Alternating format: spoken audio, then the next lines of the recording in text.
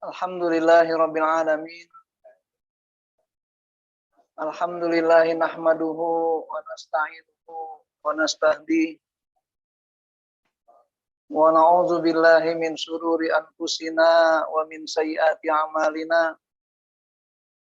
May yahdihillahu fala mudhillalah wa may yudlil fala hadiyalah. Asyhadu an la ilaha illallah wahdahu la syarikalah. Wa asyhadu anna Muhammadan abduhu wa rasuluhu la nabiyya ba'dah. Allahumma sholli wa sallim wa barik ala nabiyyina Muhammad ibn Abdillah wa ala alihi wa sahbihi wa mawala wa la haula wa la quwata illa billah. Hadirin hadirat Bapak Ibu jamaah Majelis Subuh yang rahmati Allah Subhanahu wa taala. Alhamdulillah wa syukurillah, kita senantiasa bersyukur pada Allah Subhanahu wa taala. Pada pagi hari ini kita duduk bersama-sama di majelis ini sambil ngopi, tapi awas dosa. Salawat dan salam semoga senantiasa tercurah pada Nabi besar Muhammad sallallahu alaihi wasallam, uswatuna wa qudwatuna, contoh teladan bagi kita semua, yang kita berharap mau berqudwah pada beliau agar kita layak menjadi umatnya yang berhak mendapat syafaatnya uzma, amin ya rabbal alamin. Apa kabar jamaah sekalian? Sehat semua? Sudah pada berbuat dosa semua?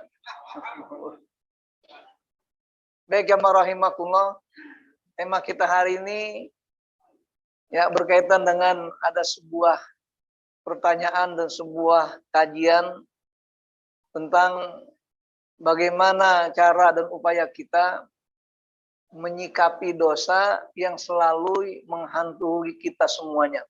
Nah, kenapa demikian?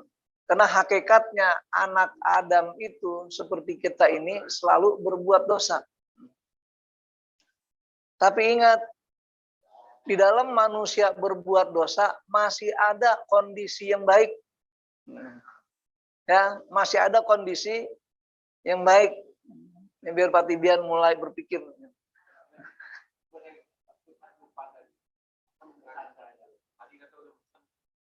Oh iya Pak Teh, oh ya. Baik. Maksudnya di akhir nanti, tapi nggak apa di awal ya. Baik, sebelum berdosa gitu, mari kita menundukkan kepala kita sejenak, kita berdoa pada Allah Subhanahu wa taala, karena kebetulan salah seorang cucu di antara pendiri Al-Iman ini itu baru masuk pesantren 1 hari ya. Baru 1 hari 1 malam di pesantren, ternyata Allah lebih sayang daripada orang tuanya dan kakeknya. Allah panggil ke hadiratnya dengan harapan mudah-mudahan itu selalu bentuk kematian syahid di jalan Allah dan syahid fi thalabil ilmi. Oleh karena itu malah kita bacakan Fatihah, kita iringi kepergian Ananda dengan penuh keikhlasan, ketulusan, dan dengan penuh kita berpasti pada Allah Subhanahu wa taala. Semoga nantiasa angkat derajatnya, Allah jadikan sebagai timbangan dan simpanan kebajikan di akhirat untuk kedua orang tua dan keluarganya. Ala hadhihi niyyah biniyatil maghfirah was-sa'adah fid dharain. Al-Fatihah. A'udzubillahi minasyaitonir rajim. Bismillahirrahmanirrahim. Alhamdulillahirabbil alamin arrahmanir rahim maliki yaumiddin. Iyyaka na'budu wa iyyaka nasta'in ihdinas siratal mustaqim. Shiratal ladzina an'amta 'alaihim ghairil maghdubi 'alaihim waladdallin. Amin. Baik ya rahimakumullah. Tadi kita bahwasanya hakikat kita sebagai anak Adam ini selalu berbuat dosa. Maka wajar kata Nabi bahwasanya kullu bani Adam khata'un. Setiap anak Adam, setiap kita sebagai manusia selalu berbuat salah, berbuat dosa. Namun lihat di balik itu semua kata Nabi wa khairul khata'in. Masih ada orang yang baik ternyata. Masih ada kondisi terbaik ketika orang berbuat dosa. Kapan itu? At-tawwabun. Jadi mereka-mereka yang selalu masih baik ketika berbuat dosa itu yang selalu bertobat pada Allah SWT. Maka dalam sabda lain dikatakan at-taibu minadz-dzambi kaman la dzambalah. Orang-orang yang berbuat dosa, bertobat dari segala dosa itu ibarat tidak berdosa, bersih. Ini kita akan coba lihat, kita renungkan bersama tentang bagaimana kita memahami prinsip menyikapi dosa yang kerap kali menjadi ciri khas kita sebagai anak Adam. Rela nggak dikatakan sebagai orang yang pernah berbuat dosa? Ya, kenapa? Karena Nabi Adam sendiri itu hidup di dunia gara-gara berbuat dosa. Nabi Adam diutus ke dunia gara-gara berbuat dosa. Seandainya Adam tidak berdosa saat itu, kita nggak ada sekarang. Itu seandainya, tapi tidak boleh berbicara seandainya. Karena fala taqullau, jangan berkata seandainya. Fa innallau taftahu amala syaiton. Karena perkataan seandainya itu membuka peluang setan untuk membuat kita hidup tidak pede. Baik, kita lihat di sini. Nggak mau ini.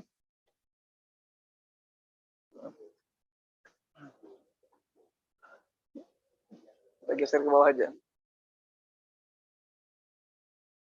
Nah, apa itu dosa sebenarnya? Kelihatan nggak? Ya, kita bisa mendefinisikan dosa dari dua sisi. Pertama, kita pahami dosa melalui hadis Nabi SAW yang mengatakan, faqala albirru husnul khuluq wal ismu mahaka fi sodrika wa karihta ayatul alaihin nas. Jadi menurut hadis Nabi SAW, yang namanya dosa itu sesuatu yang terbersit dalam hati kita. Terbersit, artinya ada keinginan, ada planning, ada rencana diri kita ini. Wa karihta ayatul nas, dan engkau akan merasa malu atau benci jika orang lain tahu apa yang terjadi dalam hati kita itu. Itu sudah dosa berhal gitu. Nah ini maka dikatakan apa itu dosa? Dosa adalah sesuatu yang terbersit dalam diri kita. Sudah dikerjakan belum? Belum. Dan jika orang lain tahu apa yang kita lakukan hal itu, kita merasa malu atau kita benci.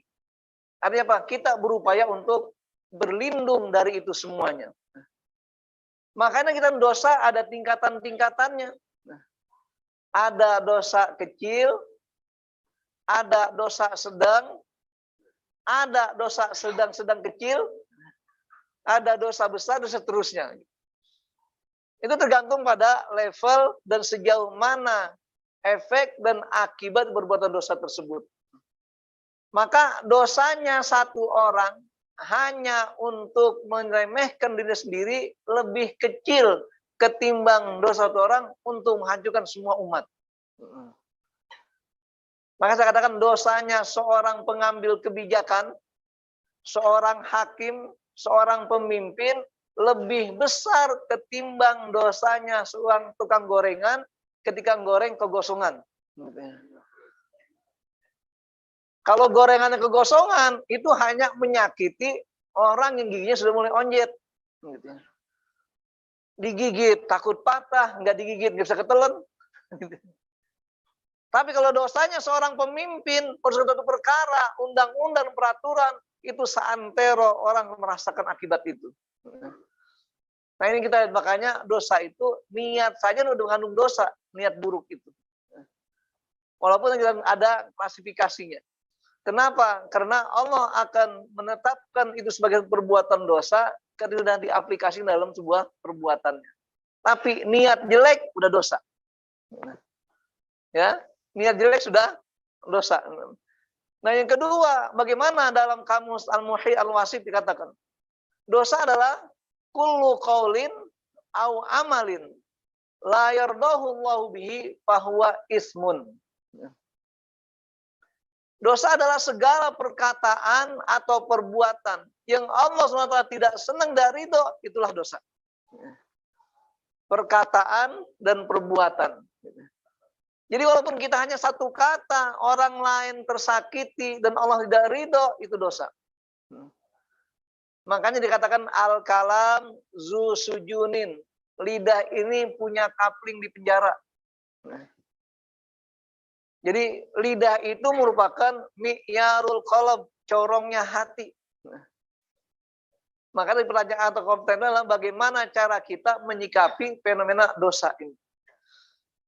Dan yang kedua yang kita pahami juga bahwa dosa itu bukan sesuatu yang merupakan keniscayaan hidup.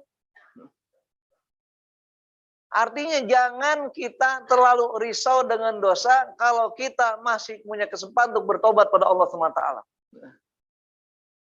Karena setiap kita pasti akan berdosa. Tadi ada yang bangun dari jam 2:30, jam 3 sampai sekarang subuh ini. Ada nggak yang bebas dari dosa? Coba lihat terminologi dosa itu. Baik ada niat sedikit dalam hati ingin begini begitu, ingin menyembunyikan sesuatu sebagainya, dan seterusnya. Nah ini kita katakanlah, itu juga bagian dari perbuatan dosa. Walaupun dosa itu kita ada yang sifatnya kecil, ada yang sedang, ada yang tinggi, seterusnya. Maka sebaik-baik orang yang berdosa, yang selalu mohon ampun pada Allah Subhanahu wa Ta'ala. Ini terkait pada definisi dosa. Apa dasar syariahnya dalam hal ini? Maka saya katakan tadi bahwasanya rahmat Allah itu lebih luas dari dosa-dosa hambanya di muka bumi ini. Makanya peluang kita untuk bebas dari dosa ada. Untuk dimaafkan dosa kita ada. Makanya kalau kita bertobat, jangan kita rinci dosanya. Ya Allah, saya malam ini atau pagi ini bertobat dari 2 dosa dulu, yang satu belum. Yang pertama dosa nipu, udah mau ketahuan masalahnya. Yang kedua dosa curang dalam berdagang, mau ketahuan.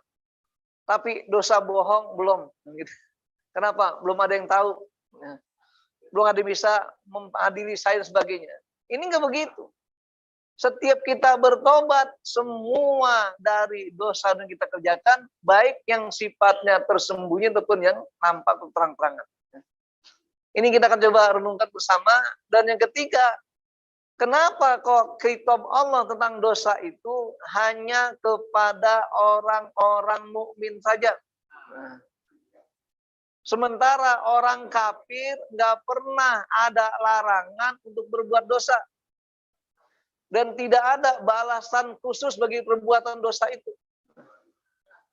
Nanti kita lihat di akhir ayat ada. Bahwa ketika Allah SWT menghitung sebagai seorang mukmin, kata Allah apa? Wazaru zohirul ismi wabatina. Tinggalkan dosa-dosa itu yang nampak ataupun yang tersembunyi. Kenapa? Innalladzina yaksibunal isma sayujzauna bima kanu yaktarifun. Sesungguhnya orang-orang yang berbuat dosa akan mendapat balasan di sisi Allah SWT terkait dengan apa yang mereka kerjakan. Tapi ketika hitopnya untuk orang-orang kafir, nggak begitu. Dalam ayat lain mengatakan wataro katsiron minhum yas'auna yusari'una fil ismi wal udwan wa aqlimihisuh labi sama kanu ya'malun. Lihat akhir-akhir ayat. Ketika Allah menghitab kita orang yang beriman, maka ayatnya mengatakan tinggalkan perbuatan dosa itu, baik yang nampak ataupun yang tersembunyi. Baik yang kecil ataupun yang besar, baik disengaja ataupun tidak disengaja. Kenapa? Karena hakikatnya setiap kita berbuat dosa, Allah sudah siapkan balasannya di akhirat nanti. Bahkan di dunia pun terjadi. Tetapi kalau Allah menghitab orang-orang kafir, orang Bani Israel, tidak begitu. Kata Allah bahwasanya mereka orang Bani Israel itu mereka berlomba-lomba untuk berbuat dosa. Berlomba-lomba melakukan permusuhan. Berlomba-lomba makan harta yang haram.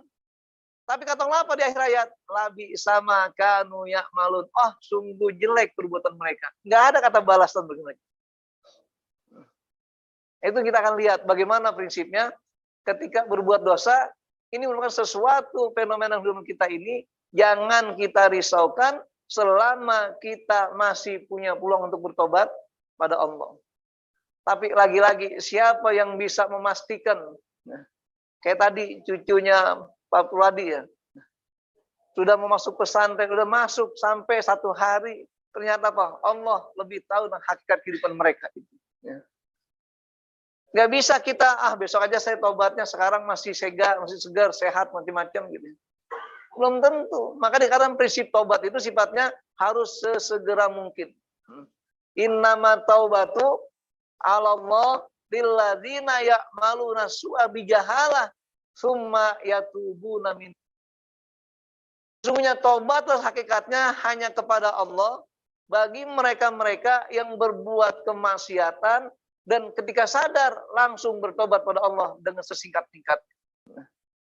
Jangan ditunda-tunda. Maka kita di sini ada motivasi yang memberikan kepada kita semua, terutama ketika berkaitan masalah bagaimana menyikapi dosa ini. An Anas radhiyallahu anhu, diriwayatkan hadis Nabi dari Anas radhiyallahu an berkata, "Sami'tu Rasulullah sallallahu alaihi wasallam yaqul." Aku mendengar Rasulullah sallallahu alaihi wasallam bersabda. Apa sabda Rasul? Mengatakan qala Allah taala, Allah berfirman. Berarti ini hadis qudsi. Ya.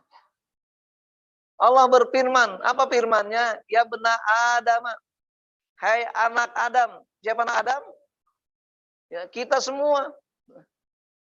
Innaka mada'autani, sesungguhnya engkau jika berdoa kepadaku, warajautani, dan mohon kepadaku, ghafartu laka ala ma kana minka wala ubali. Kata Allah, aku akan ampuni semua dosa-dosa engkau, apa yang kau pernah kerjakan, dan aku gak pedulikan dosa besar kecilnya. Makanya kita kan pengampunan dosa itu nggak dirinci, nggak diurut.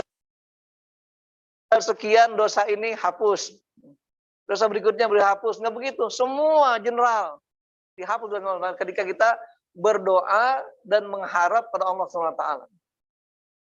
Yang kedua, ya bna Adam, lau balagot zunubuka anana samai, summa istaghfartani ghafartu laka. Hai anak Adam, hai manusia, lau balagot zunubuka, seandainya dosamu itu membumbung tinggi sampai ke langit. Siapa yang bawa dosa sampai ke langit? Kira-kira pakai mobil apa yang ngangkutnya? Yang setinggi langit. Ini kadang-kadang kita bikin sesuatu aja juga tentang orang kalau ketinggian. Nah ini kembali kita di sini. Mau dikatakan seandainya dosamu itu membumbung tinggi sampai tinggi langit, summa istaghfartani, dan engkau mohon ampun kepadaku, ghafartu laka, aku akan ampuni dosa-dosamu itu. Setinggi langit dosa. Berapa kilo kira-kira?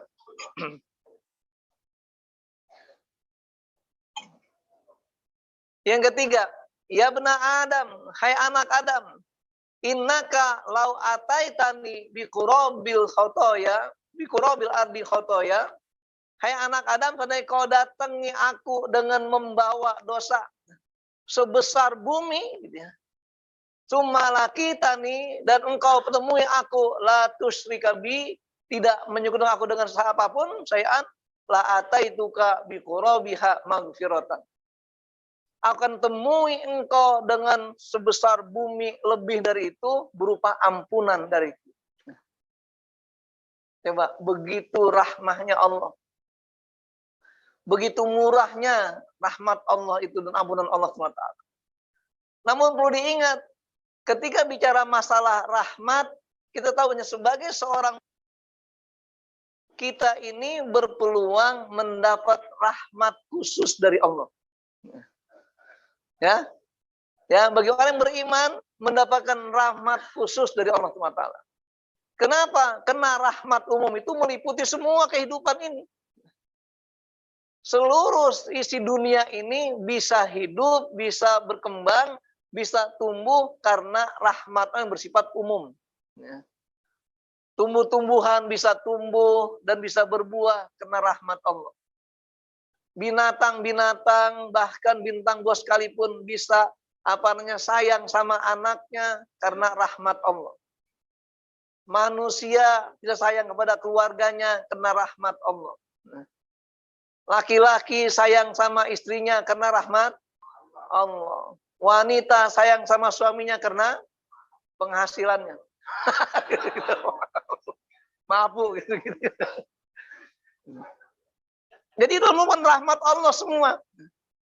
Tapi ketika bicara rahmat khusus harus dengan upaya menjemput. Contoh, ampunan itu rahmat khusus.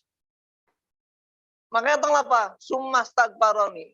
Artinya engkau mohon ampun kepadaku. Jadi minta pada Allah, bikin proposal, bikin permohonan.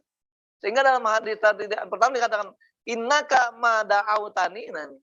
Innaka ma da'autani wa rajautani. Jadi jadi satu kalimatnya. Sesungguhnya engkau jika berdoa kepadaku dan mohon ampunan dariku. Harus mohon roja. Jadi nggak cukup begitu saja. Makanya kadang-kadang memang dosa-dosa kecil itu bisa hilang dengan kita banyak melakukan kebaikan-kebaikan. Contohnya, ketika dulu masa jahiliyahnya sering meninggalkan sholat, kadang tidak aktif dalam beribadah pada Allah SWT, mulai tahu dan sadar banyak bersedekah dengan harapan menghapus dosa-dosa yang lalu. Memang itu apa? Karena prinsipnya innal hasanat yuzhibnas sayyi'at. Karena kebaikan itu akan bisa menghapus segala bentuk keburukan-keburukan dosa kita. Kadang-kadang ada orang, Ustaz, dulu saya sudah hampir 20 tahun nggak pernah sholat. Maklum, lagi jaya-jayanya. Jadi ibarat jaya itu lupa sama Allah. Nah, kemarin udah tobat 40 tahun, 50 tahun udah tobat. Akhirnya apa? Gimana cara saya mengganti sholat yang lalu? Apakah saya sholatnya harus double-double? Gitu kan. Jadi ketika zuhur udah bersama imam sholat 4 rakaat, tambah lagi 4 rakaat itu apa? Untuk ganti tahun lalu.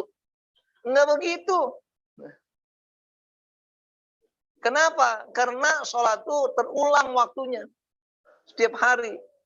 Maka gimana cara menutup kekurangan sholat itu? Dengan berbanyak sholat-sholat sunnah dan sholat nafilah. Dan memperbanyak sedekah. Itu harapannya. Sehingga apa? Dengan demikian akan ditutup segala dosa-dosa kita yang lalu itu. Dengan yang tadi, bahwasanya yang namanya tobat itu harus mengandung 2 unsur. Pertama, an-nadam, penyesalan. Kedua, al-istighfar, mohon ampunan. Itu baru namanya tobat. Ini terkait dengan prinsip hadis, bagaimana cara kita menyikapi dosa yang begitu besar bagi kita semua, tapi Allah rahmatnya lebih luas lagi dari itu semuanya. Lanjutnya. Apa belajar hadis dari di atas ini? Yang pertama, ini hadis kursi adalah firman Allah SWT yang diceritakan ulang oleh Rasulullah SAW, sehingga maknanya mutlak dari Allah. Jadi Allah begitu sayang pada hambanya sebenarnya, ya bna Adam, hai anak Adam. Lalu hadis lain pun jelaskan dalam ya ibadi, hai hamba-hambaku. Kenapa? Karena semua ini kita Allah pada hambanya. Perbuatan dosa bagi manusia adalah sesuatu yang sudah lumrah. Kenapa? Karena sudah dicontohkan oleh Adam alaihissalam sejak awal taklif bagi manusia itu. Ya. Lihat kata Allah dalam surah Al-Baqarah dikisahkan, wa qulna ya Adamu uskun anta wa zaujukal jannah. Aku berfirman kepada Adam, hai Adam, silakan kamu tinggal di surga ini bersama pasanganmu. Siapa itu? Hawa. Di mana Hawa itu diciptakan dari tulang rusuk Adam. Jadi kalau ada anak laki-laki lagi muter-muter pinggir jalan, nyari apa? Nyari tulang rusuknya hilang. Ada yang masih hilang sekarang tulang rusuknya. Jadi kalau yang tulang rusuknya hilang, cepet-cepet cari, jangan sampai bolong sering masuk angin nanti. Gitu ya, Patibian. Ya udah. Nah kemudian wakula minha rogodan, hai susi itu mah, silakan kamu makan apa saja yang ada surga ini. Kenapa? Ini bentuk taklif pertama bagi Adam. Tapi ingat kata Allah apa? Wala taqroba hadhihi syajarah. Tapi jangan kalian dekati pohon ini. Ini pohon berbahaya. Pohon berbahaya. Kenapa? Fatakuna minadz zalimin. Kalau kau lakukan, kau akan menjadi orang yang zalim berbuat dosa. Itu kita awal mula. Bagaimana ketika Adam sudah bersenang-senang dengan Hawa di surga. Tapi apa? Keduanya belum punya daya tarik hawa nafsu. Kenapa? Karena Hawa diciptakan dari tulang rusuk Nabi Adam. Jadi satu jiwa, one heart, Honda itu. Artinya satu jiwa, satu hati itu. Jadi belum ada rasa apapun. Sehingga apa? Sampai datang Pak Adallahu masyaitonu anha. Datanglah setan berupa iblis yang masuk ke dalam surga itu menggoda Adam dan Hawa. Ingat Bapak sekalian, kalau kita baca ulang kitab sejarah tentang hal ini, bahwa awalnya Nabi Adam nggak tergoda dengan bujukan iblis. Walaupun Allah Pak, waqala syaiton, ya Adam, hal adulluka ala syajaratil khuldi wa mulkin la yabla. Hai Adam, maukah kau tunjukkan kepada sebuah pohon yang jika kau makan buahnya, kau akan kekal hidupnya di dunia ini. Wa mulkin la yabla, kekuasaan yang tidak akan pernah punah.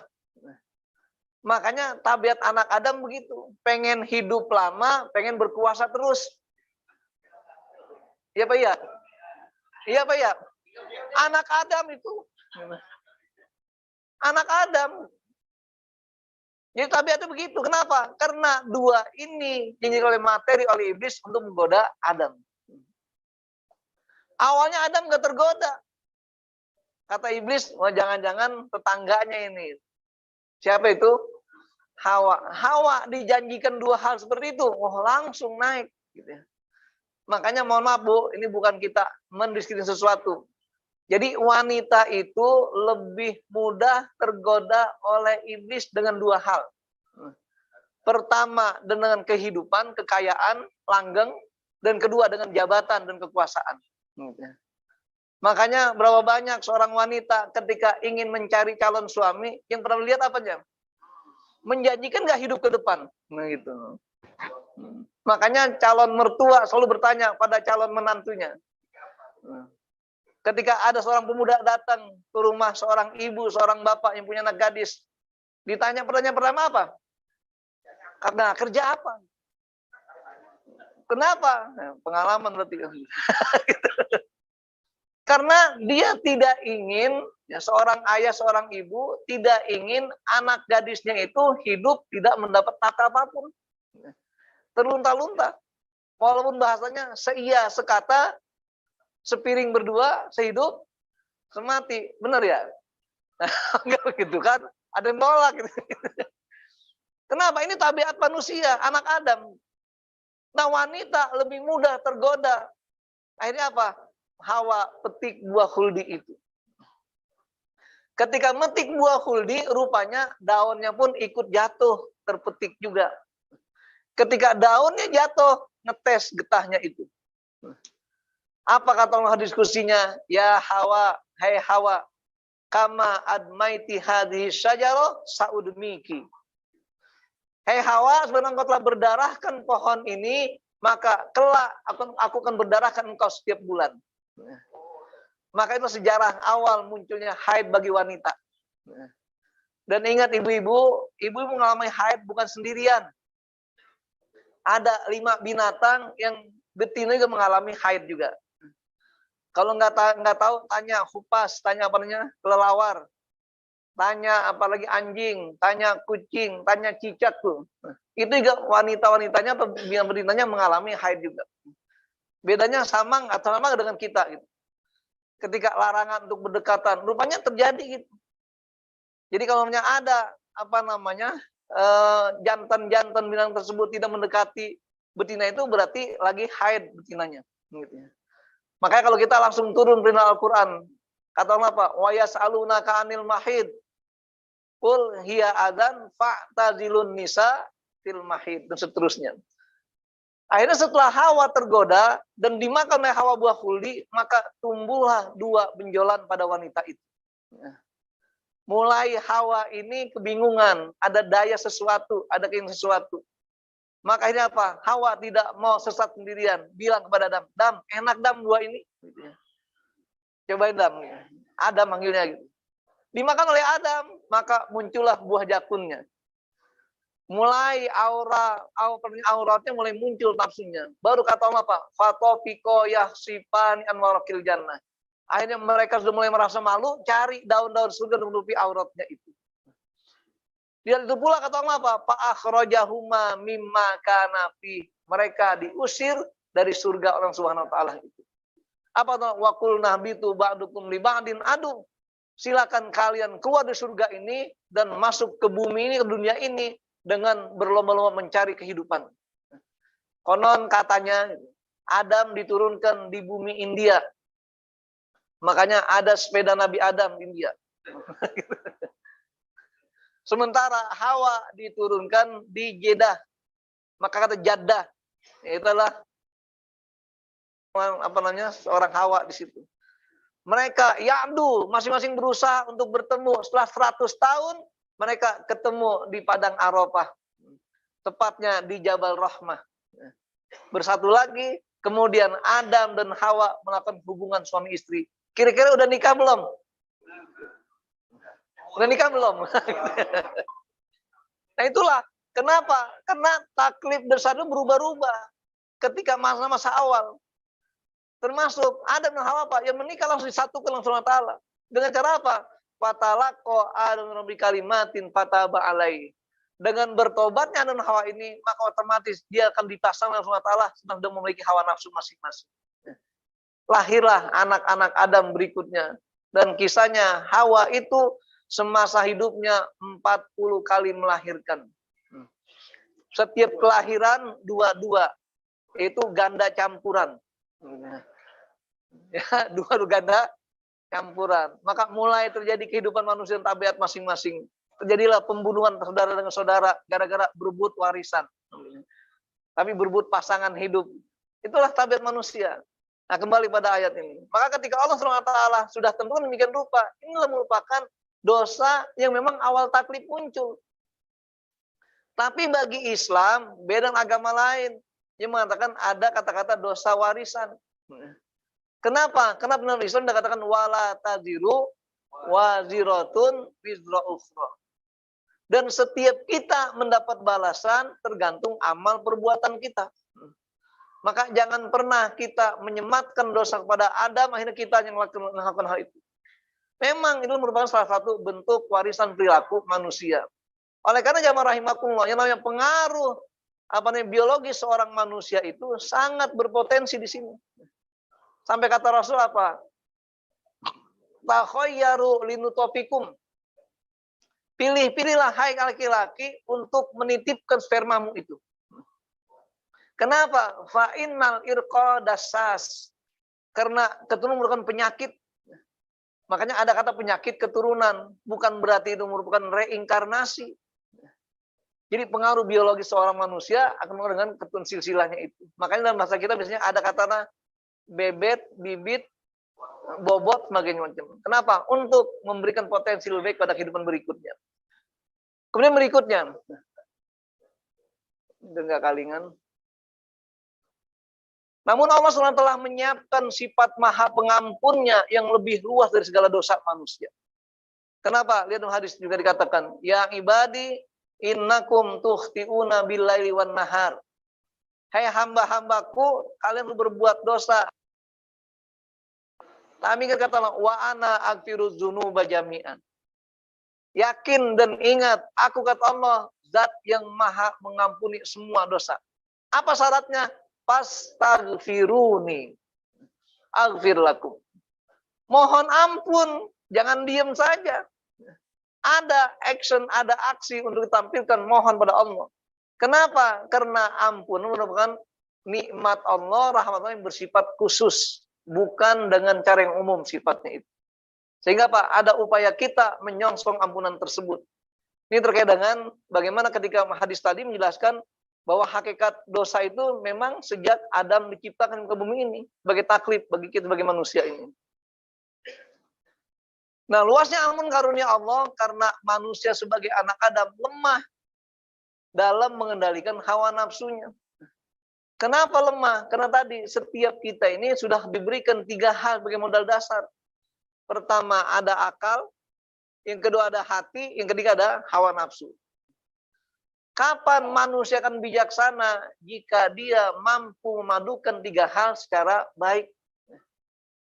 Yang namanya akal fungsinya bukan menetapkan kebenaran. Ya, akal bukan sebagai sumber kebenaran. Mana sumber kebenaran diri kita? Hati kita. Oleh karenanya ketika Allah turunkan kata kunci kebenaran dalam Al-Quran, itu langsung ke dalam hati Nabi Muhammad. Bukan lewat akal Nabi Muhammad. Makanya konsep wahyu itu nggak bisa selalu dicerna dengan kemampuan akal kita. Nah, ini saya lagi ngumpulkan gitu ya beberapa poin-poin dalam ilmu waris, terutama masalah yang ada di Indonesia, KHI. Dan barusan juga diskusi dengan teman-teman alumni UIN waktu itu, ya, artinya ketika kuliah bareng-bareng, ketika mereka potensinya banyak ngajar ilmu waris di beberapa perguruan tinggi. Saya bilang, kesalahan di kita ini, kenapa? Karena syariat agama Islam, dalam hukum Islam itu, kita tidak bisa menerapkan sesuai dengan ketentuan syariatnya. Nah ini bukan terjadi ketika kemarin ada seorang pengacara, dia sedang sidang di pengadilan, masalah warisan. Dia share ke saya, Ustaz tolong dong pencerahannya. Kenapa? Ini di KHI, undang-undang KHI ini, ayah jatahnya 1/3. Jadi istri 1/3, anak 1/3.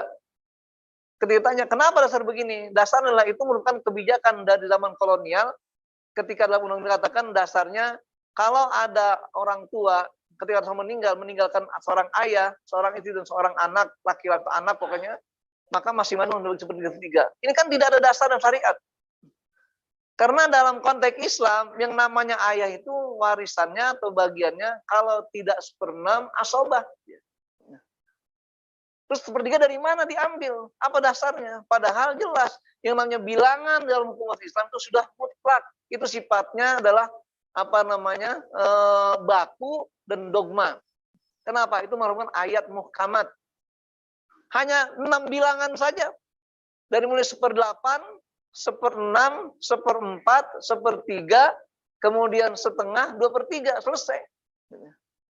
Nggak ada nanti bilang-bilang lainnya. Dan sudah dijelaskan bagian-bagian itu semuanya. Maka alhamdulillah dengan kita share tentang program seperti ini, ada banyak teman-teman yang mulai ingin bergabung, ingin berdiskusi masalah bagaimana sebenarnya menampilkan hukum syariat Islam secara waris itu. Ini kita harus kembangkan. Kenapa? Karena di sini berkaitan dengan bahwa manusia karena tidak mudah untuk menahan hawa nafsunya. Kenapa demikian? Karena saya jelas, kullu bani Adam khata'un, dia pasti bersalah. Tapi Allah masih berikan jalan keluarnya. Wa khairul khata'in at-tawwabun. Sebaik-baik orang yang bersalah yang mau selalu bertobat pada Allah. Jadi enggak ada kata kunci orang dilaknat perbuatan dosa, enggak. Selama masih mau bertobat, Allah akan terima tobatnya itu. Nah, sebesar apapun dosa manusia, jika ia bertobat kepada Allah dengan senantiasa tidak menyekutukannya dengan suatu apapun, maka Allah akan datang membawa ampun yang lebih besar dari itu semua. Rahmat Allah luas. Ampun Allah lebih luas dari itu. Nah, tinggal kitanya yakin nggak apa yang kita kerjakan ini berhubungan dosa dan kita minta pada Allah ampunannya itu. Maka dikatakan ampunan Allah adalah sebuah karunia yang harus dijemput dengan usaha memohon kepadanya. Bukan ujug-ujug tiba-tiba datang begitu saja. Ada upaya kita. Nah, berbuat dosa bagi orang mukmin dengan sengaja memiliki 2 pendapat. Ada yang memiliki 2 pendapat dari ulama. Di antaranya ada kata-kata Mu'tazilah dengan Ahlussunnah wal Jamaah disebut Asy'ariyah. Maka oleh Imam Nawawi dikatakan, ar-raddu 'alal ladzina yukaffiruna al-muslimina bidunub, sebagai penolakan terhadap orang yang mengvonis bahwa orang muslim dikafirkan karena berbuat dosa itu. Pertama apa? Wa'alal Mu'tazilah, untuk orang Mu'tazilah ini al-qailina bil manzilah baina manzilatain, yang mengatakan orang tersebut letaknya antara 2 posisi. Antara mukmin dan kafir, bingung orang. Mukmin tidak, kafir tidak, tengah-tengah. Bimana annahu laisa bimu'min wal kafir di dunya. Jadi orang tersebut kan Mu'tazilah berbuat dosa besar, dia tidak mukmin, tidak kafir. Lalu dikatakan wa yakhludu finnar fil akhirah, dan akan kekal di neraka nanti. Maka dikatakan wasawab qaulu al-sunnah. Adapun menurut Imam Nawawi yang paling tepat pendapat ahli sunnah wal jamaah, itu pendapatnya Asy'ariyah. Yang mengatakan annal asi la yaslubu anhu ismul iman. Bahwa orang berbuat maksiat tidak menghapuskan mana iman dalam dirinya. Tidak menghilangkan kata iman itu. Makanya wala yu'tahu alal itlaq, dan juga tidak membuat dia itu sifatnya tetap pada iman seperti itu. Bal yuqalu huwa mu'min asin. Tapi dia sebagai orang mukmin yang selalu bermaksiat. Au mu'min bi imanihi fasikun bi kabiratihi. Atau dia orang beriman dengan keimanannya dan ketauhidannya, namun dia masih berbuat fasik dengan dosa besarnya itu. Wa ala hadza yadul kitab sunnah ijma' as-salaful ummah. Inilah pendapat yang ditopang oleh sunnah dan juga Al-Qur'an serta para salafus saleh. Nah, berbuat dosa bagi orang mukmin adalah suatu keniscayaan hidup yang harus dihindari karena syarat dengan taklif. Ya. Jadi syarat dengan beban Allah berikan pada kita semuanya. Buktinya apa? Lihat di dalam perbedaan khitab Allah SWT. Yang pertama dalam surah Al-An'am 120. Allah katakan wazaru zahiral ismi wa batinah. Tinggalkanlah perbuatan dosa itu baik yang nampak ataupun yang tersembunyi. Kenapa? Innalladzina yaksibunal isma. Orang yang berbuat dosa itu sayujzauna bima kanu yaktarifun. Ada balasan khusus dari Allah SWT. Artinya apa? Setiap dosa ada akibatnya. Ada ancamannya. Nah, tinggal membedakan mana dosa kecil, mana dosa besar. Dan kadang-kadang orang meremehkan dosa kecil, padahal amal jadi besar. Maka dikatakan tidak mustahil di dunia ini berapa banyak dosa yang awalnya kecil, dia berubah jadi besar. Minimal ada 4 hal penyebabnya. Yang pertama, karena sering dilakukan dosa itu. Yang kedua, karena dia merasa nyaman dengan dosa tersebut. Yang ketiga, dia menyepelekan dosa. Yang keempat, dia ekspos dosanya itu. Berbuat dosa diekspos. Nah, sekarang anak-anak sekarang ini dengan aplikasi macam-macam, TikTok lah, apalah namanya. Berbuat dosa dengan bangga. Awalnya kecil, tapi selama menjadi besar. Berbeda halnya dengan kita pada orang kafir. Kata Allah, wa tara katsiran minhum yusari'una fil ismi wal udwan. Kalian lihat Muhammad, mereka itu berlomba-lomba berbuat dosa dan permusuhan. Bahkan apa? Wa aklihimus suhti. Maksudnya, mereka makan harta yang haram, yang tidak jelas sumbernya itu. Apa kata Allah? Labi sama kanu ya'malun. Oh, sungguh jelek perbuatan mereka. Gak ada kata balasan khusus. Artinya apa? Bahwa ketika berbuat dosa, bagi kita berlaku argometernya. Jadi ketika jelek, jelek juga, buruk, buruk juga, hina, hina juga. Tapi bagi orang kafir, nggak berlaku argo itu. Kenapa? Mereka langsung ditumplek di neraka nanti di akhirat. Maka lihat teman-teman ayat ini dari surah An-Nur ayat 39. Kata Allah, innalladzina kafaru walladzina kafaru a'maluhum kasarabin biqi'ah yahsabu zam'anu ma. Orang-orang kafir amalnya ibarat fata morgana belaka. Kenapa? Enggak ada nilai apa-apa sih Allah Taala. Dia mau berbuat dosa mau bohong, mau taat, mau ini enggak pengaruh. Selama akidahnya tidak bertauhid. Makanya tauhid itulah yang membuat kita istimewa di pandangan Allah SWT. Ini jamaah rahimakumullah, makanya kita awas dosa, tapi ingat rahmat Allah masih lebih luas dari segalanya itu. Ini saya kira renungan kita pagi hari ini, dan Allah memberikan manfaat pada kita semuanya. Allah arahkan kita untuk menjadi orang-orang terbaik, walaupun kita kerap kali sulit meninggalkan dosa, tapi segeralah kembali kepada Allah SWT. Karena Nabi Adam juga ketika berdosa, langsung dikasih bertobat kepada Allah SWT. Dan bahkan ada nabi-nabi yang pernah berdosa, Allah akan terima taubatnya. Nabi Musa pernah berdosa? Nabi Musa? Yang pengakuan Nabi Musa. Ketika diutus ke Firaun, kata Nabi Musa, ya Allah, aku telah berbuat dosa dengan mereka, atau dibunuh sama mereka. Kenapa? Nabi Musa pernah mukul orang Bani Israel, sekali pukul mati.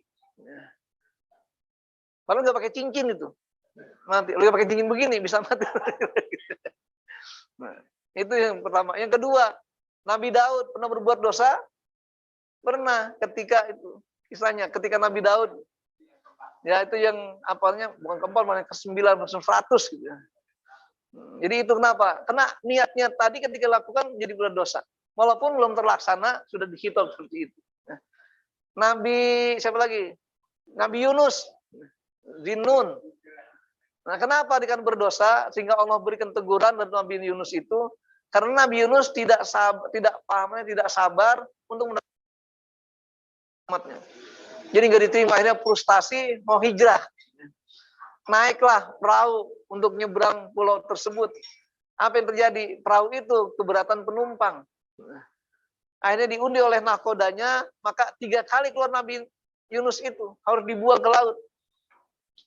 Tapi Allah Maha baik, maka diutuslah namanya ikan paus yang menelan Nabi Yunus itu tanpa digigit. Ditelan aja kayak minum pel. Jadi langsung ditelan gitu, nggak pakai dikunyah lagi. Nah, akhirnya apa? Berdoa di dalam perut ikan dengan kata la ilaha illa anta subhanaka inni kuntu minadz dzalimin. Dan banyak nabi seperti itu. Makanya ketika Nabi Muhammad SAW diutus sebagai orang yang khatamul mursalin, maksum di berbuat dosa besar. Maka harus sadar, walaupun Adam lu berdosa, Nabi lu berdosa, tapi ketika kita sebagai umat Muhammad, ingat, Allah sudah siapkan rahmat yang lebih besar bagi kita semua. Jangan ada yang perusahaan rahmat Allah. Ya, sesungguhnya hamba-hambaku ini katakan, yang mereka sudah terlalu banyak berbuat dosa, la taqnatu min rahmatillah. Jangan frustasi rahmat Allah SWT. Siap bertobat? Siap berbuat dosa? Ya, hindari semaksimal mungkin. Saya kira itu, terima kasih. Mungkin ada yang mau nyampaikan sesuatu, silakan. Ada Pak Tijar.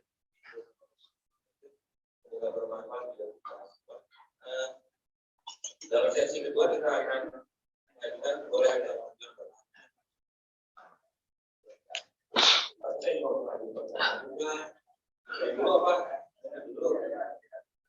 saya tanya dulu deh Pak. Ya.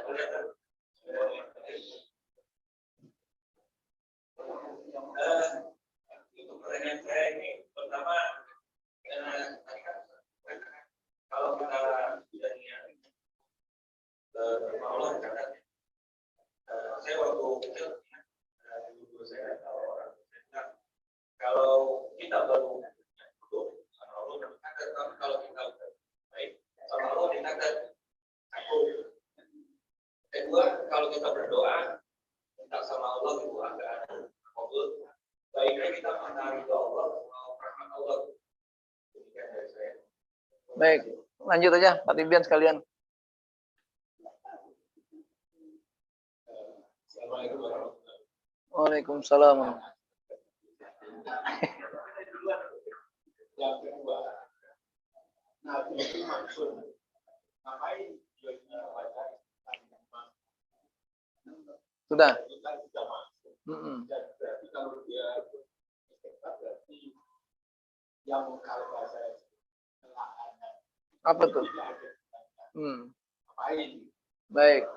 Terus Udah diambil tadi kan? oh iya, satu aja deh. Ya, silakan. Waalaikumsalam. Menurut saya jelas sekali orang itu tidak berbuat dosa karena memang kalau kita bersitan hati hampir tidak bisa dikontrol. Bagaimana untuk memang. Baik, terima kasih. Jadi pertama berkaitan dengan definisi ini. Maka saya katakan definisi ini bicara tentang hakikat dosa itu apa sebenarnya. Kan dosa tadi ada yang ringan, ada yang sedang-sedang, ada yang besar, ada yang mungkin semiringan. Gitu ya. Nah semiringan itu ketika muncul hati kita yang berbuat dosa. Karena jelas kata Nabi, ini hadis Nabi, bukan saya menyampaikan. Ketika Nabi menyebutkan kebaikan dan dosa, apa kata Rasulullah? Al-birru husnul khuluq. Kebaikan adalah akhlak yang mulia. Wal ismu, dosa. Nah, sekarang mau ditentang Nabi. Maha kafi sodrika wa karihta ayatul alaihinnas. Apa sih yang tersembunyi, yang terbesit dalam hati? Terbesit loh. Dikatakan maha kafi sodrika. Nah, kemudian hadis ini dikhususkan dengan hadis lain dikatakan bahwasanya tentang penghisaban dosa. Ini dosa aja, definisi dosa, bukan hisab masalah dosanya. Kata Rasulullah apa? Ketika seorang hamba berniat untuk berbuat keburukan, belum dicatat sebagai amal dia dosa itu. Sehingga apa? Ketika dia langsung tinggalkan, otomatis bebas, nggak perlu istighfar lagi, karena belum terjadi. Tapi udah dosa sebenarnya. Sudah dosa, namun belum menjadi perhitungan, pengurang kebaikan kita. Gitu ya. Jadi itu kita berdosa. Makanya kenapa? Agar hati kita senantiasa membiasakan diri. Ya, mbok yau kata orang Jerman. Mbok yau. Jangan ada rasa keinginan untuk berbuat dosa dari diri kita. Nah, kenapa tadi? Karena itu sering terjadi karena kelemahan diri kita dengan adanya hawa nafsu ini. Jadi kalau pertanyaan terakhir dengan bosnya, bagaimana cara kita menghindarinya? Kendalikan hawa nafsu. Ya. Kenapa? Karena hawa nafsu itu tentaranya setan.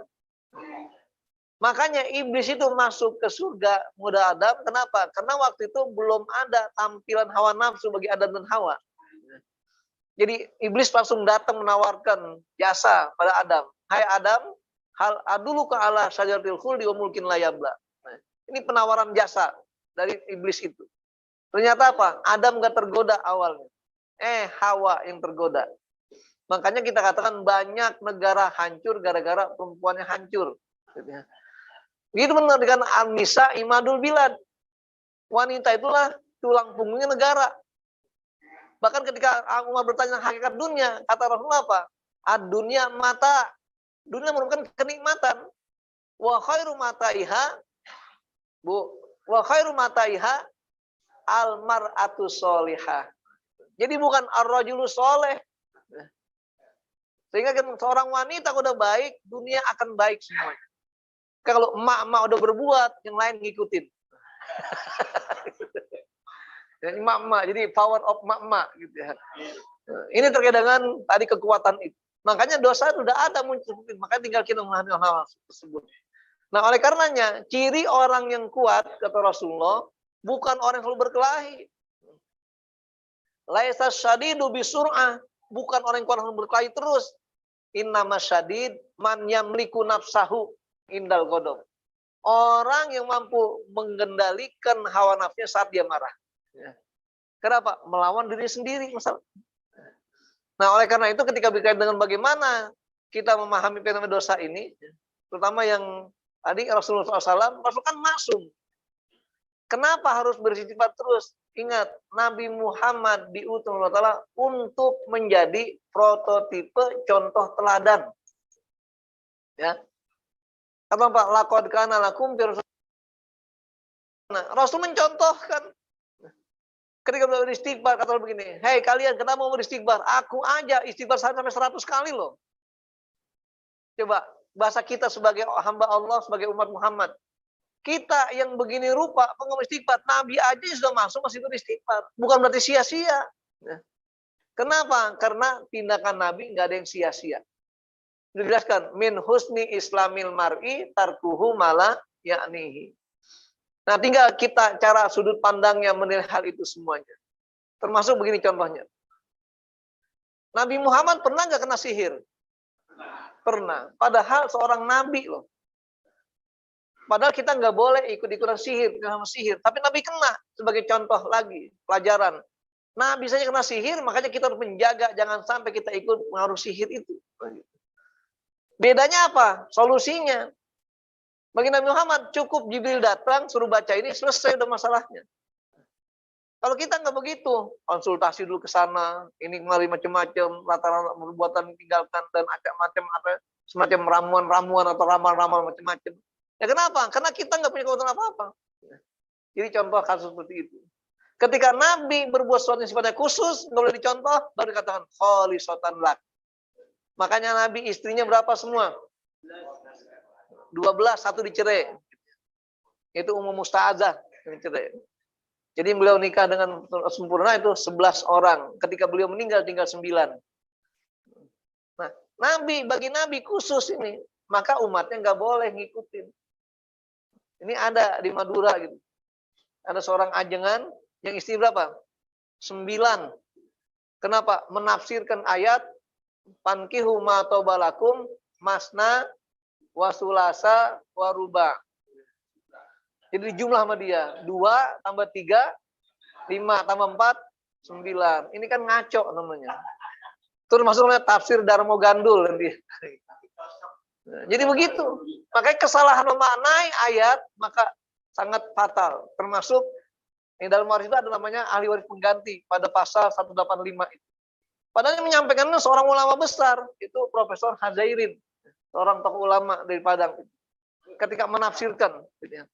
Makanya kita lihat dari penafsiran ayat tersebut itu enggak ada yang mengarahkan bahwasanya yang namanya ahli pengganti itu otomatis menggantikan, enggak. Karena kata mawalia itu bagi mereka yang punya harta bagian itu. Kalau mereka meninggal terlebih dahulu, nggak dapat jatahnya. Kemarin saya hampir diancam sama pengacara tuh. Di daerah Pondok Bambu ketika dengan kasus waris, dia ngancam-ngancam melapor Polda. Silakan, saya polsek. Saya akan ke Mabes, saya bilang gitu. Kenapa? Saya pakai dalil semua, pakai dasar saya ngomong sebegitu. Gara-gara apa? Dia seorang notaris dan juga keluarga pengacara ingin menyampaikan soal ini. Inilah kekeliruan bukan KHI menjadi runyam dalam kehidupan bangsa dalam peradilan agama itu.